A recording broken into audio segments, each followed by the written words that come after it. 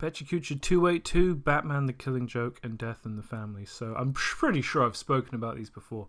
But after looking at the Frank Miller Batman stuff and also getting this idea in my head from somewhere that the Killing Joke wasn't as good as I'd remember, so I felt I better go back and check. That's what I did.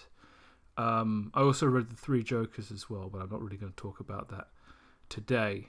So The Killing Joke is probably the greatest single Batman comic book ever written by Alan Moore, illustrated by Brian Bolland, and coloured by John Higgins, and every single one of them brought their A game.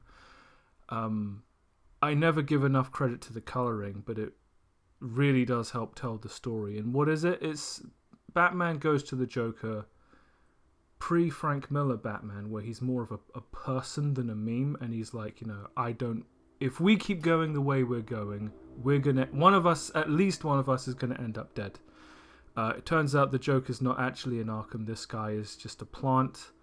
This is the comic book where the Joker shoots Batgirl, paralyzes her, and ends her career, at least temporarily, while sending James Gordon on literally a merry-go-round ride in an attempt to drive him crazy.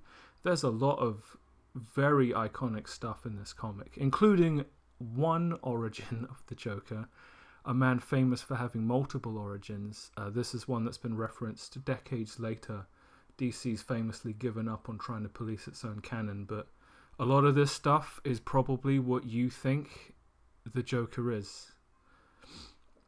It does end with Batman and the Joker sharing a joke, and I've heard Alan Moore talk about the idea it's the release of tension after all the crazy stuff they've been through. It's a shared moment, and it's kind of iconic and symbolic. I don't know that it quite holds up. I think it might just not match current sensibilities, but this is a phenomenal comic.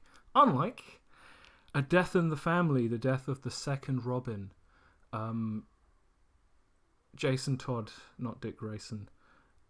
It's amazing how much of this comic book I completely forgot and remembered outside of the events of Jason Todd being the focal point of the story. So Jason Todd is an orphan like Bruce Wayne, like Dick Grayson, but he doesn't process it very well. He's a very angry kid. He starts making mistakes and taking dangerous risks. Batman benches him, and this ends up triggering a series of events that ultimately ends in Robin dying. You'll immediately notice, even though this book was published in the same year as The Killing Joke, the colouring is, standard. I want to call it substandard, but it isn't.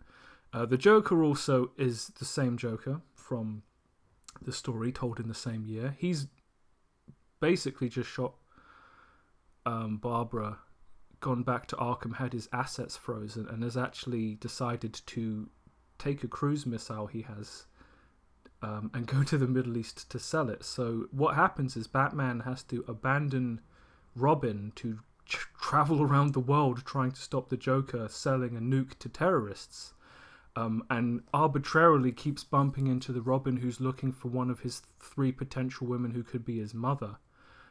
This ultimately ends with the Joker killing Robin and his mother, who he's just discovered at the same time, while Batman has to try and do something else to save a bunch of people being killed by Joker gas.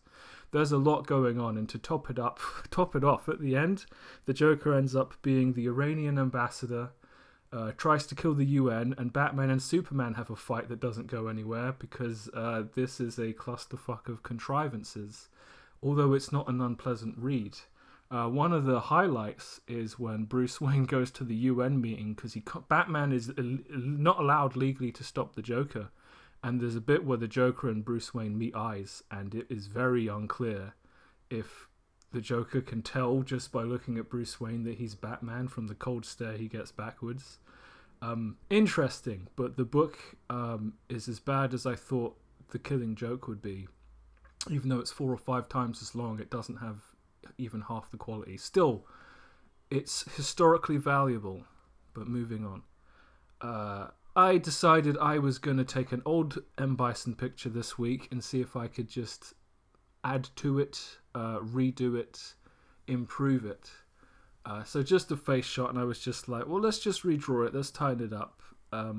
Maybe we'll even look at a little bit of reference for how the face works, the muscles, you get a lot involved when you grin. So I kind of went in with the chalk brush to see what I'd end up with. Maybe not the best choice of photo reference, but I was just looking for something. I just put into Google grin. All I wanted was faces with people smiling. And I got Picard memes. I can't complain. I feel like at least this image is a little bit stronger than what I came with, so I can't really complain. I also kind of started drawing a random picture of Venom. Because him, Metal Gear Solid, there are a few things I touch base with when I'm stalling for time and I just want to do something spontaneous and fun. Because I'm still stalling on my book and I think it's probably going to last a while longer. This is the year where I ultimately do something with my life, and I'll be damned if I'm just going to get out of my own way. So a few random headshots, a couple of them based directly on that picture of Picard from Star Trek, and then just, whatever. I'm still pretty much keeping up with reducing the gaming without intentionally increasing my productivity. I also did a little bit of a double panel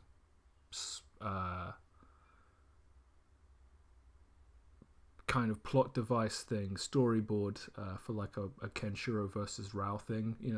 I just had the idea one day, why don't you draw some sequential narrative? See how that goes.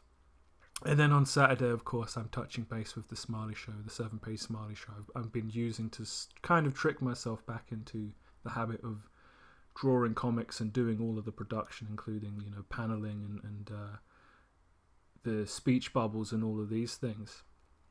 So, not a particularly active week, but so far this year, I've managed to kind of stick to my guns of cutting back on the gaming. And once I can make peace with this, then I can start the true work of putting myself in a situation where I am surrounded by art, immersed, and then I can it becomes less difficult to push forward, to improve, to learn, to be consistent with working output. But, this is a day at a time kind of thing, because I'm trying to undo 20 years of habitual gaming, and it's not such a simple thing. And I can slip off, a lot like an alcoholic, I can slip off the bus at any time. I've got to be real careful with this. But that brings us to the end of Pecha Kucha 282, and I will see you next time.